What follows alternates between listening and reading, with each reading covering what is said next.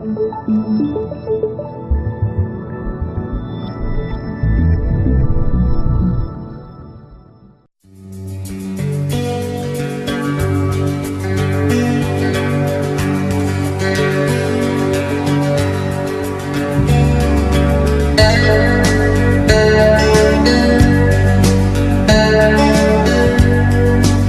Serviguera. Bien, pues este espacio lo vamos a dedicar a una enfermedad que es bastante agresiva, cruel, que suena mal. Si usted pues tiene alguna persona cercana que tiene el problema de Alzheimer, este contenido yo creo que va a ser interesante. Y si no lo tiene, es una buena suerte, pero no vendría mal que escucháramos los consejos y la experiencia de nuestra invitada. El Alzheimer es un tipo de demencia, pero ¿qué es la demencia? La palabra demencia viene del latín demens, que significa sin mente. La demencia es un término general que describe un deterioro de la capacidad mental, lo suficientemente grave como para interferir en la vida diaria. El Alzheimer es un tipo de demencia que fue descubierta por el doctor, por el mismo nombre, Alzheimer, en el año 1906, y es una enfermedad neurodegenerativa, es decir, que las neuronas se van desgastando y muriendo poco a poco. Mari Carmen Gutiérrez Sánchez, psicóloga, bienvenida, ¿qué tal? Buenas tardes, Javier. Muchas gracias por tu compañía. Gracias por contar siempre con nosotros. ¿Qué hacemos? Desde el centro. ¿Qué hacemos sin ti? ¿Qué hacemos sin ti? Porque, bueno, yo recuerdo desde hace ya muchísimos años que fui a recoger a un amigo y me decía, mi suegra que ha perdido la cabeza, que se quiere levantar a las 3 de la mañana y sale de casa y que se quiere ir, que si tiene novio, que si... Pero es que esto no hay quien lo aguante. Javier, esta enfermedad ha existido desde siempre. Claro. Lo único que pasa que, como bien adelantaba a la entrada de la emisión, fue el neurólogo alemán, Alois Alzheimer, que hacia el año 1906, 1909, según el manual que leamos, pues descubrió esta enfermedad. Le puso propiamente su apellido, Alzheimer. Pero fue curioso, fue una paciente joven, con unos 55 años, que había fallecido y la enfermedad había evolucionado de una forma muy rápida. Pero lo que más se aquejaba esa paciente era de cuadros depresivos, de ansiedad, de depresión, de irritabilidad. Cuando falleció, es decir, para saber si una persona padece realmente Alzheimer 100%, se hace una biopsia. Entonces, hasta que no falleció, pues no se determinó que esta persona pues padecía la enfermedad del Alzheimer. Y fue en una paciente joven. A lo que me adelanta de un compañero, el problema principal o lo que peor lleva a la familia es precisamente eso, las alteraciones neuropsiquiátricas, no la pérdida en sí de la memoria, el no recordar dónde he dejado esto o el que repita varias veces las mismas cosas al instante, sino esas alteraciones de conducta que irritan, que sofocan, que interfieren en las actividades, ya no de la persona que tiene la enfermedad, sino del familiar. Nosotros desde nuestra asociación decimos que un cuidador, que más adelante en otros programas tendremos oportunidad de hablar de la labor de un cuidador, pero decimos que un cuidador no cuida las 24 horas del día, sino las 40 horas. Es decir, las horas que no hay son las que necesitan este tipo de personas con esta enfermedad. Bueno, tenemos que decir, ya lo ha adelantado Mari Carmen, que vamos a hacer 3 programas del Alzheimer. Con un contenido que de verdad que les pido que lo escuchen. Otro será con terapias y otro será dedicado a los propios cuidadores, tanto lo que lo están realizando como si algún día nos puede tocar. Ya avanzabas tú en la primera pregunta, Mari Carmen. ¿El Alzheimer entiende de edades o no entiende? No, la edad tal cual como un elemento aislado no podemos considerar que sea el factor que va a determinar que una persona vaya a desarrollar deterioro cognitivo, que es el paso previo a desarrollar un Alzheimer.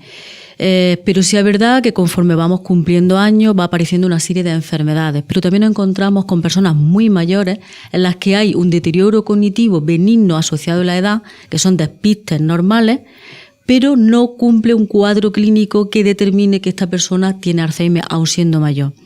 Decir que el Alzheimer, no se sabe la causa que produce el Alzheimer, por lo cual las medicaciones están orientadas para las alteraciones neuropsiquiátricas que presenta el paciente, y el Alzheimer es multifactorial, es decir, influye la edad, influye el sexo, es decir, aparece más en mujeres que en hombres, pero tiene una lógica, es decir, la esperanza de vida de las mujeres es mayor que la de los hombres.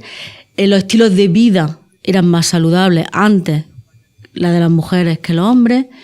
Luego afecta también pues el estilo de vida, si tenemos sedentarismo, el tipo de alimentación, porque se está abandonando una dieta mediterránea y la estamos sustituyendo, la estamos copiando, una dieta cada vez más occidental.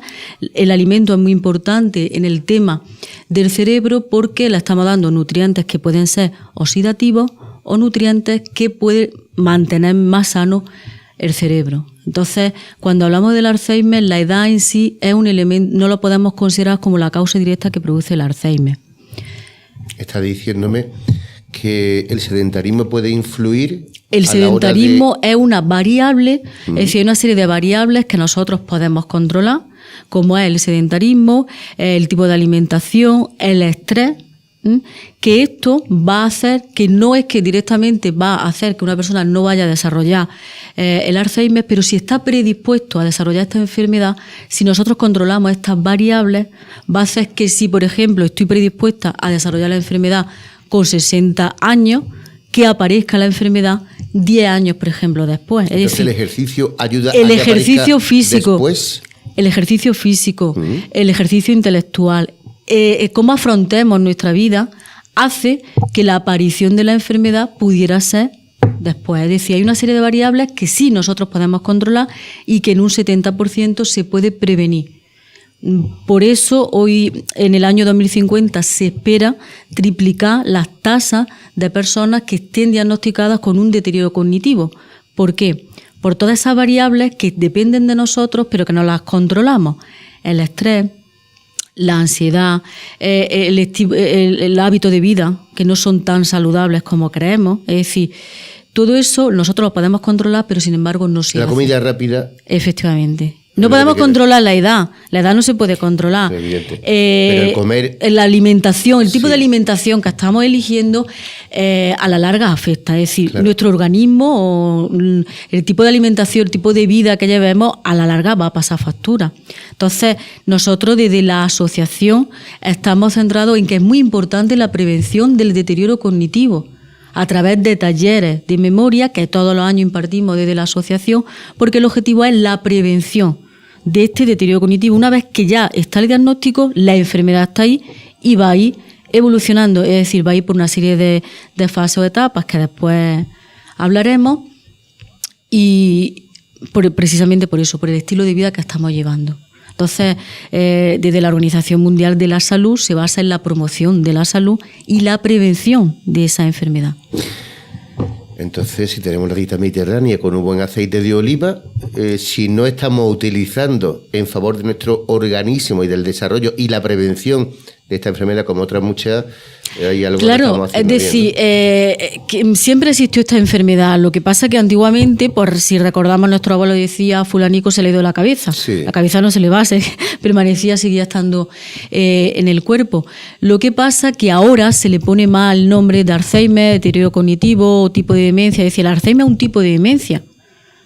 La primera causa de demencia es el Alzheimer. Luego hay otras demencias como el Parkinson. El primer tipo de demencia actualmente es el Alzheimer. Entonces, ¿qué es lo que pasa? Se le va poniendo nombre a la enfermedad. En cuanto vamos viendo la familia algún síntoma que se escapa, que no es la persona que vivía conmigo, si es caso de marido o los padres, van al médico y enseguida se da un diagnóstico. Pero ¿qué es lo que pasa? Que cada vez está apareciendo esta enfermedad, ya no en personas mayores, que podemos decir, bueno, pues es la edad, ¿no? Aunque no es directamente, pero podríamos excusarlo. Es que circunstancia. Efectivamente, cada vez está apareciendo en gente más joven. Usted decía el estrés, la ansiedad Claro, la mala alimentación, claro. el trabajo sedentario, el no practicar un poquito efectivamente, de deporte, ¿no? En el no estimularnos cognitivamente, es decir, nos hacemos dependientes, somos esclavos del móvil, es decir, el móvil porque es una lectura fácil, ¿no? Sí. No es una lectura que te entrega. No estamos esforzándonos cognitivamente, es decir, hay una serie de factores que no le estamos prestando atención, pero que nuestro cerebro sí se lo está prestando. Por ejemplo, Mari Carmen, te pregunto, ¿qué debemos de hacer un día a día para prevenir? ¿Leer cuánto tiempo? ¿Media hora? El tema de la lectura, lo mismo que siempre digo, que cuando ahora se le está dando el culto al cuerpo, es decir, nos apuntamos al gimnasio, sí.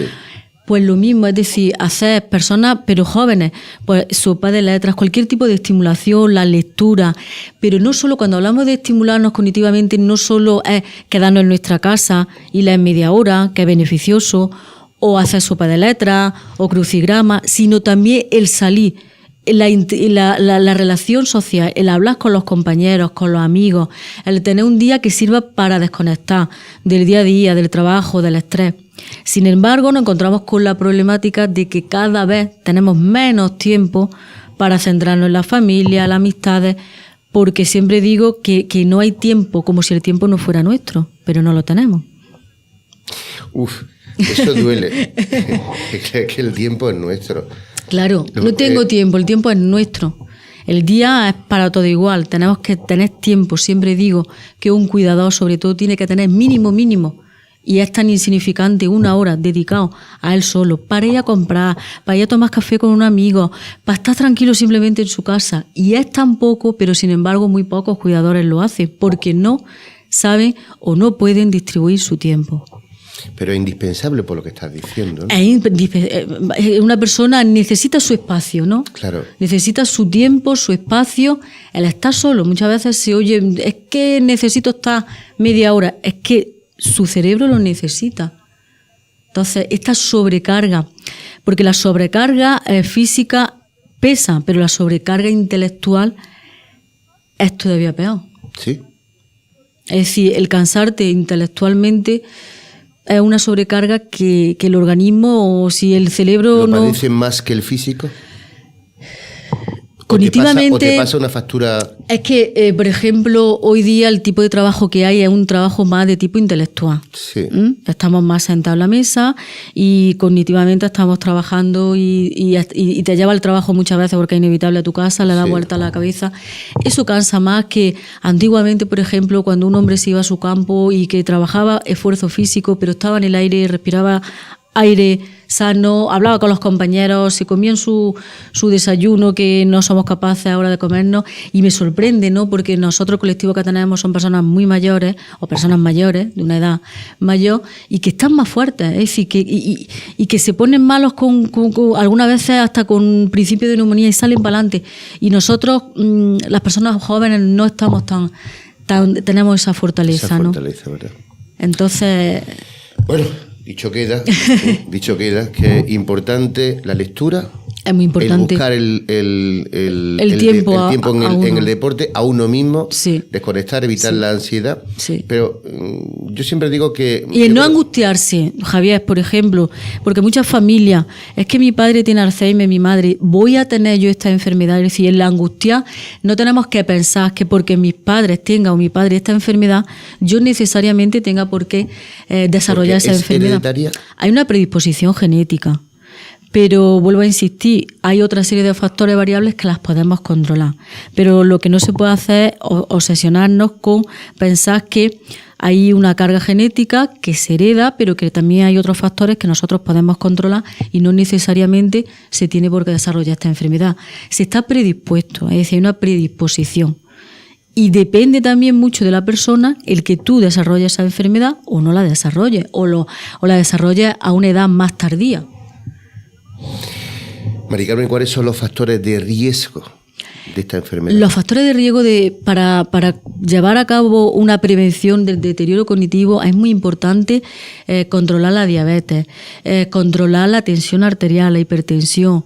Vuelvo a insistir, el estilo de vida que nosotros llevamos. Por eso nos centramos en la prevención del deterioro cognitivo. Porque todas estas variables, es decir, nos centramos siempre en estudiar el mal funcionamiento del cerebro, pero no nos ponemos a pensar que el mal funcionamiento, por ejemplo, del corazón, del hígado, ese mal funcionamiento de un órgano o órganos vitales también está afectando al cerebro, porque sabemos que el cerebro manda una información al resto de los órganos del cuerpo y esto a su vez emiten otra información al cerebro. Entonces vamos a empezar por cuidarnos, por conocer nuestro cuerpo, que la hipertensión, la diabetes, controlando la alimentación, por ejemplo, o haciendo ejercicio físico, hay veces que los médicos mismos pues van quitando medicación. Pero además, perdona, a los Mari Carmen, pacientes. está hablando de enfermedades no dolorosas, ¿no? Son enfermedades. En el caso de diabetes, no claro, me duele nada, pero está ahí, ¿no? Está ahí. La hipertensión, lo La mismo. hipertensión también, colesterol El también. colesterol. Todos estos son factores de riesgo Sí. que de forma. Que cuando llegan no avisan, ¿no? Claro, a no claro. ser descontrolando. Claro, hay que controlarnos. Sí se va viendo tendencias, ¿no? Que también pues le ha ido costando a Sanidad, pues a través de campañas, que ya efectivamente vamos viendo que ves de todas las edades gente anda una hora, media Sí. hora. Eso es algo que no es fruto de un día, eso es fruto de muchísimo tiempo, de muchísimas campañas. Y gracias a ello, pues hace 2 semanas, cuando se entrevistó a una médica de atención primaria del Centro de Salud Virgen de la Cabeza, pues lo comentaba, que hay pacientes que se le va retirando medicación, por ejemplo, de la hipertensión, porque como va bajando la tensión, Yo soy uno, sí.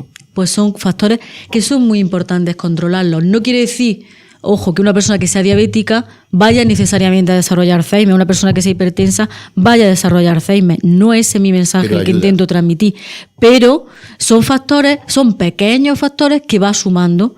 Es decir, una suma pequeñita, si va sumando más de un factor, la probabilidad va a aumentar frente a aquellas personas que controlan todos esos factores, en los que la probabilidad va a disminuir.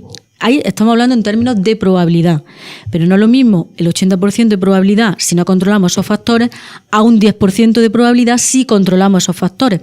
¿De cuál sería el otro 10%? Pues seguramente que podría ser fruto de una predisposición genética, de la edad. Esos son factores que no las podemos controlar, que están ahí. Vamos cumpliendo años y mi genes, mi carga genética es la que es y no la puedo controlar, pero los otros factores sí. Entonces, esa ruta del colesterol que hay en todos los pueblos, bendita ruta del colesterol, ¿no? Hombre, la Porque ruta cada vez del se encuentra colesterol. uno más gente. Claro. Eso, estamos Oye, dando. perdona, que no se me olvide, para la hora de andar, por ejemplo, sobre todo en personas mayores, ¿cuándo es recomendable? ¿Por la mañana, antes de comer, después de comer, al anochecer? No sé si hay algún horario No tengo constancia de que sea. Sí es cierto que por la mañana temprano que vea a persona mayor andar, si el objetivo es de que más calorías se quemaban por la mañana temprano. Sí. Eso sí. Casi siempre el médico pues recomienda a las personas mayores que anden a su paso, como se dice, a su ritmo, que no nos fijemos en otro que ande, porque seguramente esa persona a lo mejor pesa menos que tú, Claro. es más joven que tú, entonces cada uno anda a su ritmo. A su ritmo. A su ritmo. Que es buenísimo, el ejercicio físico que todo el mundo puede realizar, pues es el caminar.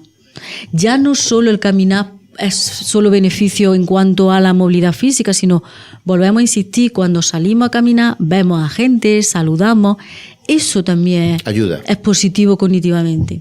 Eso ya, la vida social, o sea, que está haciendo, no sé si algo parecido como, por ejemplo, cuando a un crío se le enseña jugando, ¿no? ¿Mm?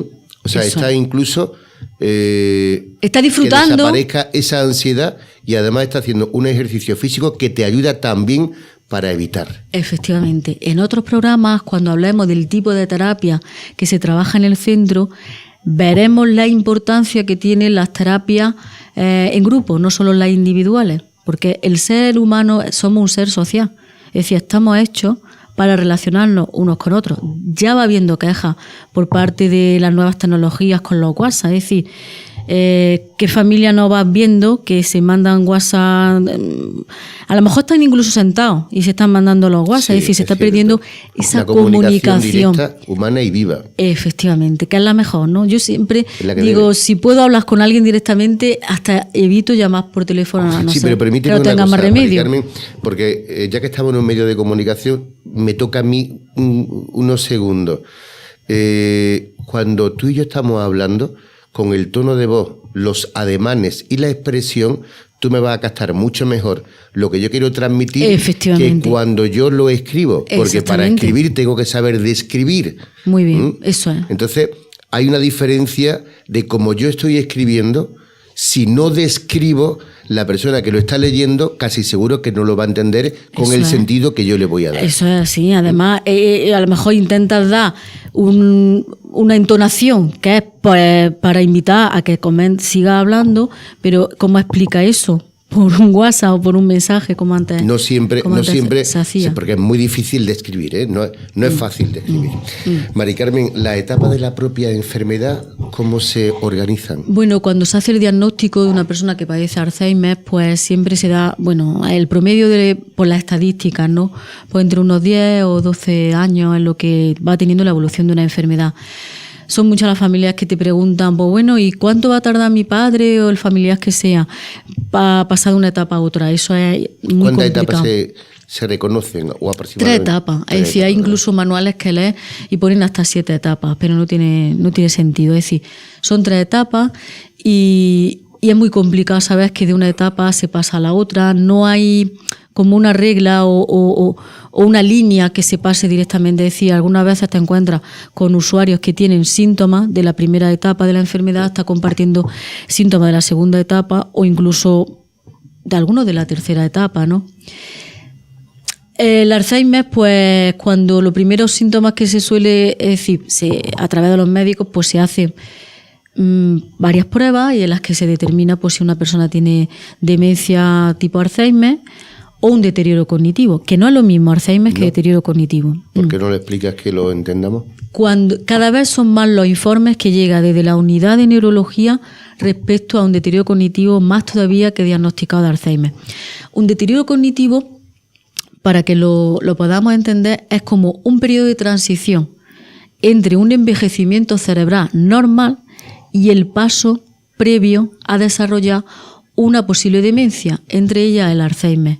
Pero ¿qué es lo que pasa? Que son pacientes que a través de las pruebas, a través de la puntuación, casi siempre el Minimentas, que es una escala que pasan también los neurólogos, tienen una puntuación en la que no es una puntuación perfecta, en la cual diría que no existe ningún problema a nivel neurológico, pero tampoco se le puede dar una puntuación como que tiene una enfermedad, una demencia tipo Alzheimer. Entonces, el deterioro cognitivo, cuando se da, es ese paso previo entre ya hay una enfermedad neurológica, pero no obedece todavía a lo que es Alzheimer.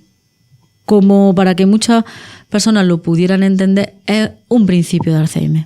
El paso previo, ¿no? El paso previo a desarrollar el Alzheimer. El 90% de las personas que se le hace un diagnóstico en el que tiene deterioro cognitivo, el 90% van a tener Alzheimer. ¿Y en qué se nota? El deterioro cognitivo, al principio, si estamos hablando de la primera etapa, son personas que todavía son muy autónomas, pueden realizar sus actividades básicas de la vida diaria. Eso quiere decir que se pueden duchar, comer, vestirse solos. Sin embargo, ya van teniendo problemas en las actividades instrumentales. Es decir, actividades instrumentales son las actividades... Se le olvida conducir. Conducir, o ir al banco, o confunde un dinero con el otro. Son actividades instrumentales porque tiene una lógica. Las actividades básicas de la vida diaria son lo que aprendemos desde que somos pequeños.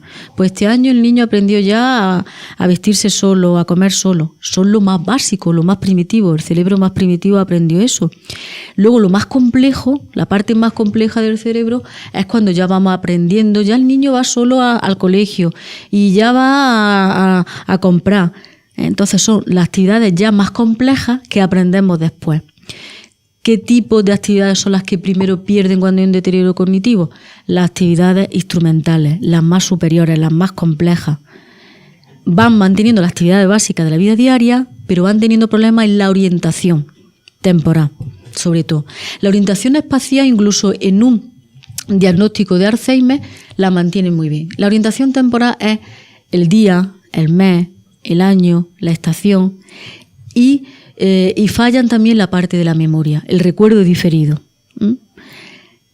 Algunos, si cuando las personas están en una fase inicial de deterioro cognitivo, ellos son conscientes de que algo le pasa. Sí. y te dice, no sé, ha sido más de un usuario el que te comenta, no sé qué me pasa en la cabeza, a ver, cuando yo esté mejor ya vengo yo por aquí. Y como no saben el día ni saben el mes, el cerebro es muy sabio. Entonces, esas lagunas, esos lazos los sustituyen diciendo, es que como yo no trabajo, si yo no voy a trabajar, pues yo no sé ya el día que estamos, ni el año, ni el mes. Y eso no tiene nada que ver, aunque se esté jubilado, o todo el mundo sabe, o incluso es que como yo no sé leer y escribir, no tiene nada que ver. Tú puedes ser una persona que no sepa leer y escribir, pero tú sabes el año en el que estamos. Mari Carmen, ¿y por qué se dice no se acuerda de lo que ha comido al mediodía, pero sin embargo se acuerda de lo que pasó hace 50 años? Claro, porque hay un tipo de memoria, la memoria anterógrada, es decir, la memoria antigua, esa la tienen preservada.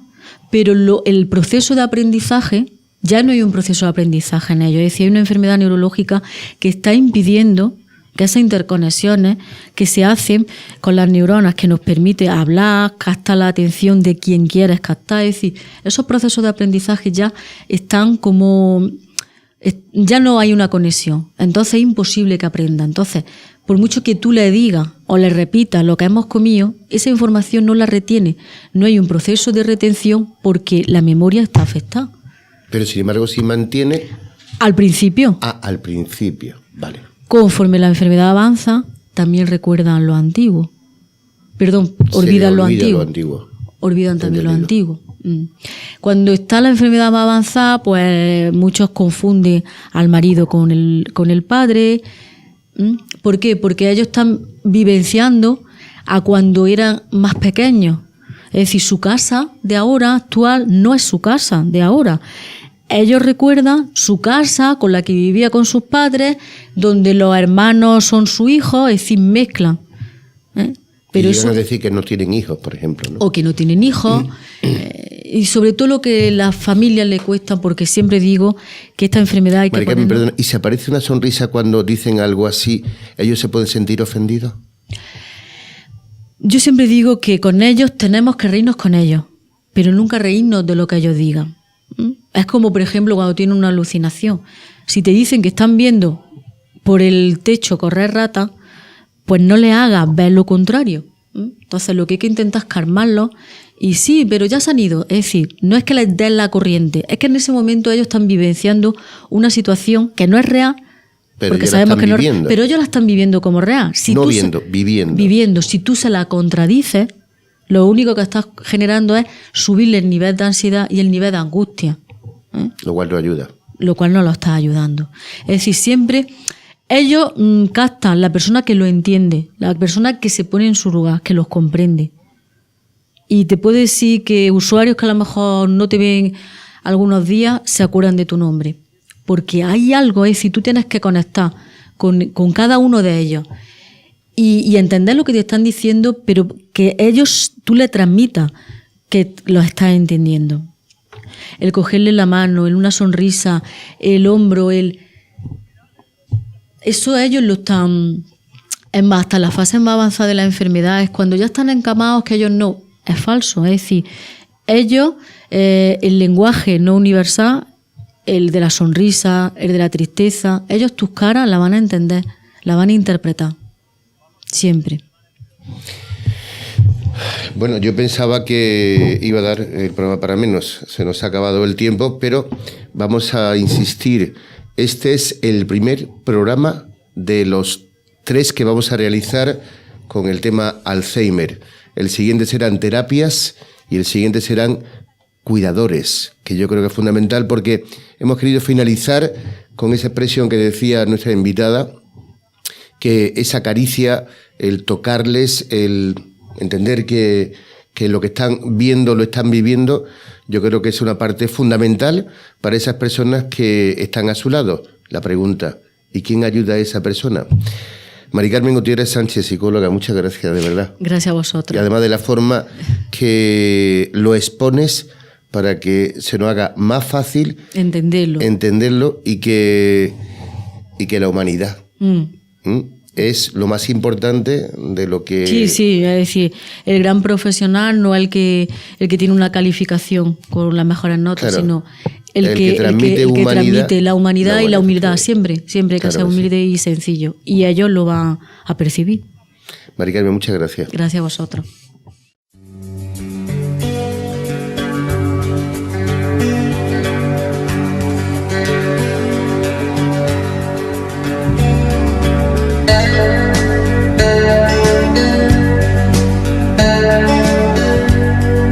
La Serviguera.